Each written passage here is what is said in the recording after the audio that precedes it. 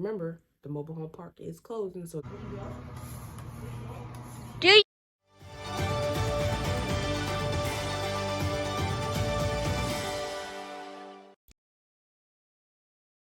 good day, social media family. It's Kaylee back here with another success story featuring a client in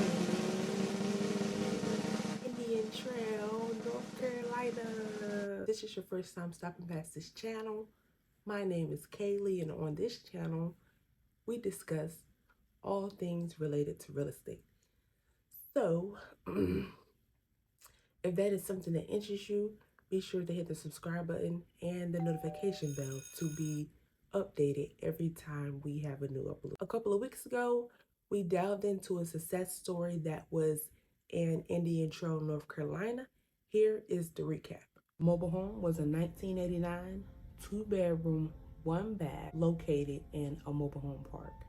Mr. Jane has been living in this mobile home park for 20 years. Fortunately, the original owner has then gotten old and passed away. His daughter inherited the property and she sold it. She sold it not to a mobile home park owner. She sold it to an individual who wanted to use this property now as a residential. And you know what that means. Well, Mr. Jane was one of those individuals that stayed until literally the deadline. As we were leaving, he said, hey, I want to walk you down to my neighbor's house. Her house is still here as well. Because when we walked up to the young lady's house up the road, Mr. Jane let her know, like, hey, she's going to be helping me, X, Y, and Z. And she said, hey, are you Shakisha? I said, no, ma'am. Once she confirmed that I was not Shakisha, she asked me for a card. And today, here's part 2. The young lady did send the documentation. We scheduled a inspection to inspect her home the following day because we are running out of time. When we got there, the home was a 1986, 2-bedroom, 1-bath. It did have a title, which was great because when you're running out of time, you have to do your due diligence. Paperwork is essential. When you don't have your paperwork, things could take longer, and when you're out of time, you don't have the time, right? The home did have central air and heat. The home overall, the structure of the home was in good condition, although it did need some TLC, could use some flooring in one of the bedrooms. One of the bedrooms walls needed like a little repair. It had like a miniature hole. Being that she had her paperwork, we were able to do the due diligence right then and there in the park so that we arrived to be able to put her on the contract. For privacy reasons, we will be naming this client as Tina. We'll put Tina and Mr. Jones on the contract a day apart. So therefore, we was marketing the home as a package deal for either investor, for 2 homes for a price, or for individual buyer 1-in-1. So being that the home was marketed a day apart when people were coming out to view the homes, they kind of had options whether they wanted Mr. Jones' home or Tina's home because they were in the same park. So once they got there, I let them know, hey, this home is also available. They knew which one they wanted. They viewed the home that they initially came for, but of course they wanted to view the other home. But they still chose the initial home that they came to view. So I thought that was pretty interesting. The customer that bought Tina's home, he lived in a double wide, and behind his home, he had like a mini shed that he wanted to convert for one of his nephews staying with him. So he bought this home to replace the shed with the mobile home. And it was interesting because before he put any money into it, I myself and the mover went to his property to kind of make sure that he was going to be able to fit a mobile home back there, as well as that it was up to code if his county was going to allow that.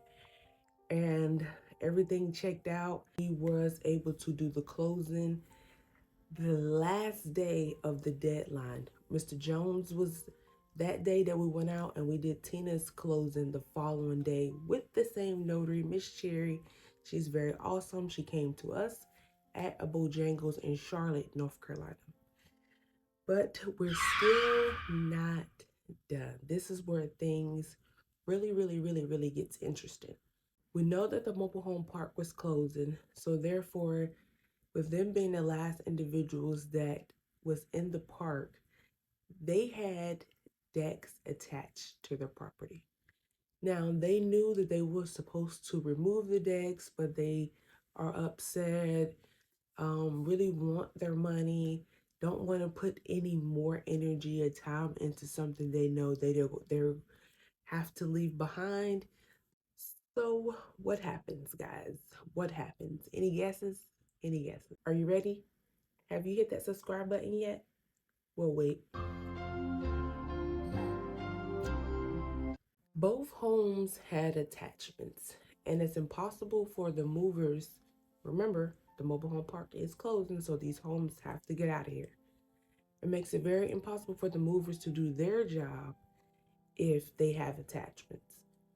The sellers both knew that the attachments had to be gone. We did relay that information to them. However, when they have to leave such an unfortunate situation behind, they just didn't follow the rules essentially. And that left either us or the mobile home company to do the job. Now, if the mobile home company would have did it, they would have showed up. Well, one, if the mobile home company had to do it, the homes probably wouldn't have gotten moved. Two, if the mobile home company decided to move it, therefore they would have showed up and the buyer's bill would have been more, and they had nothing to do with the seller having attachments on the home, X, Y, and Z. So Francis Comfort stepped up and moved the decks. Here is the footage.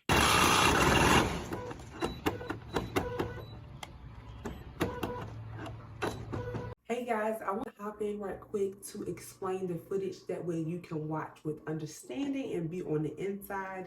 I have taken notes. Both of the homes did have attachments, and we decided to tackle the big deck first because it was so huge. Zaire started with the legs of the deck while I cleaned up the remaining of the toys, items, and trash that the previous seller left in the home.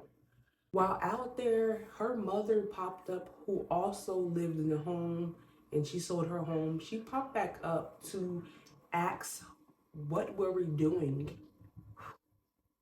and she said that she was there to look for her granddaughter's toys.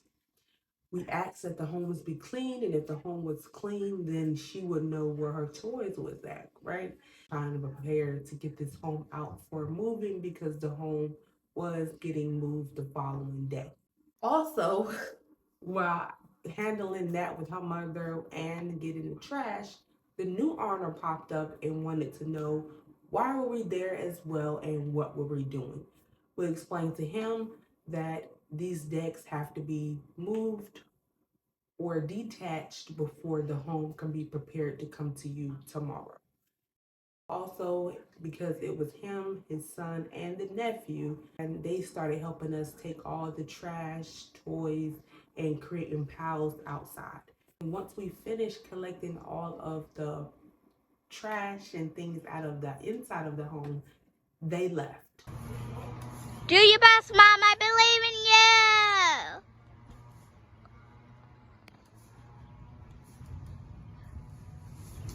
Then we received another call from Sandra, and Sandra is the buyer of Mr. Jones' home.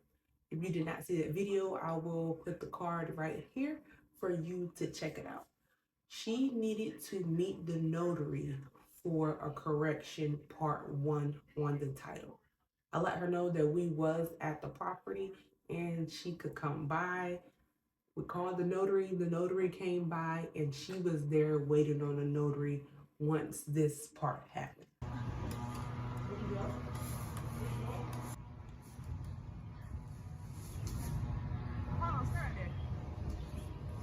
Hey, Sandy! We get Sandy here.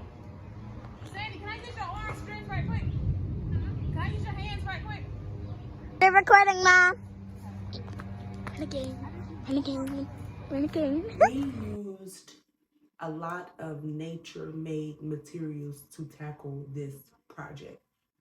Zaire was holding a log that we found in the backyard to kind of pluck up the deck off of the hitch. Now, what I had was a water hose. I had the water hose using it as an alternative to a rope. I just want to help you. Let you help me pull this rope. I'm never doing that part. I'm recording.